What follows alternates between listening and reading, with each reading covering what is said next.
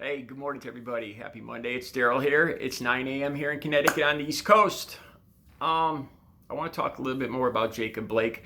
For those of you that don't know my channel, I don't even feel right saying Happy Monday. It's how I always introduce my videos, but let me just start right from the beginning. Right, this is all just right off the top of my head. I already made one video.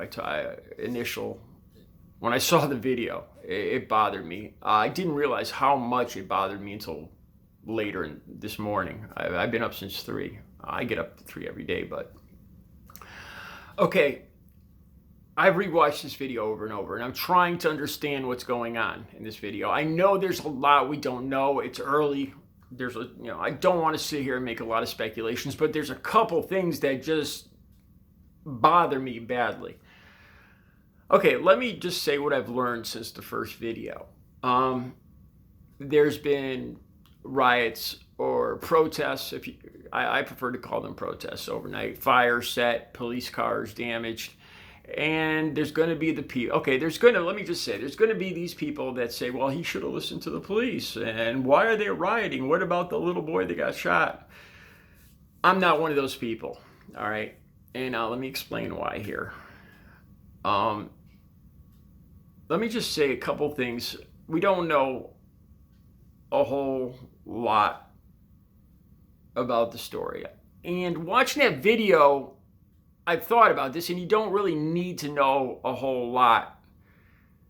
There's 2 things that stand out that bother me. All right. This was a domestic violence call, right? 2 women fighting, supposedly. Okay. It was a Sunday afternoon, 5 p.m. Now, most of America kicks back and has a few drinks or a few beers on Sunday. My point here is, I'm sure disturbing the peace, domestic violence calls, fights, probably commonplace on a Sunday afternoon in America. It happens. Okay, so this call wasn't any bank robbery. It wasn't any mass shooter. It wasn't a deadly situation. Okay, so you got a couple women fighting. The public safety officials, otherwise known as the police, arrive. And it ends up turning into this deadly force. A man shot in the back 7 times. So it went from a domestic violence, breach of peace situation, 2 women fighting, who knows over what. And after the people they are supposed to protect us show up, we see a cop following the guy, following Jacob Blake around the car, drawn down on him. It bothers me. It bothers me. You know how it went from a pretty common occurrence in America, a breach of peace on a Sunday afternoon, to this. That bothers me. Second thing that stands out that bothers me is, now we know that there was kids in the car. Police knew there were kids in the car. All right. I've replayed this video over and over and over because I'm trying to see what happens right at the very beginning, because I'm trying to understand that, because it doesn't make sense to me. And that's why I'm making this video, because it bothers me. You see him, Jacob Blake, turn, not quite pull away, but turn and walk. And right there, you see the one cop draw down on Jacob Blake, right on his back, yelling at him. This is what bothers me. Okay, it's a domestic violence call. Don't they issue these police like pepper spray or tasers, stun guns? Why was he drawn down on him like that? You don't see him. He doesn't appear to be armed. There's no reports he was armed. But yet, at least 2 of these cops are drawn down on him. Kids right there in the car. Why aren't they using a taser or pepper spray, something like that? Why don't 2 cops just grab him and stop him?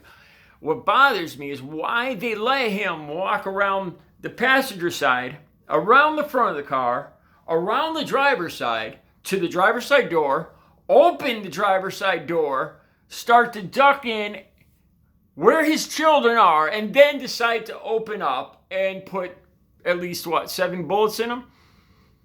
Yeah, that bothers me. It didn't have to happen. It didn't have to happen. First of all, a domestic violence call, how does it escalate to this? Why did these police, if he was a subject in this investigation, why did they not just stop him when he was on the passenger side of the car? By all appearances, at least two policemen could have just grabbed on his shirt, like they finally tried to do when he ducked into the car. The police, what bothers me is they had to see where he was headed. They knew what he was going to do. They knew it. They knew what was going to happen. He knew what he was going to do, and he just allowed it to play out and get to the worst case scenario.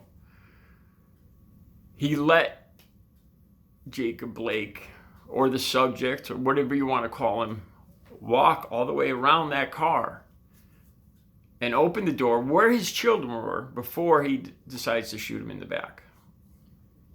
Yeah, that bothers me. And I think it bothers a lot of people. I'm not speculating anything here. It could have been handled differently. I don't understand why a common run-of-the-mill domestic violence call turned into this. Why are you going to have the people say, well, why are people protesting? You know, he wasn't following police commands. This is America, man. Look, okay, let me just say this. I've been in a lot of fights and scraps and intense situations through my life. And one thing I know when I've been in these situations is you don't hear a lot. When I've been in actual physical fights, confrontations, and I've been struck or something like that, I don't hear anything. Your ears ring. You hear your pulse pounding through your ears. Your hearing isn't, when you're in a fight or flight situation, you don't hear a lot or anything. And it doesn't even matter, because I just don't understand. The thing that bothers me right off the bat was why this cop just followed him with his gun drawn down on him and allowed that to play out. What happened? That bothers me, and I think it bothers a lot of people. That's why. Not listening to simple commands of an officer doesn't mean you should be shot 7 times.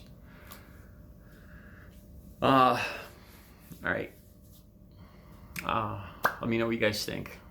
Have a good Monday.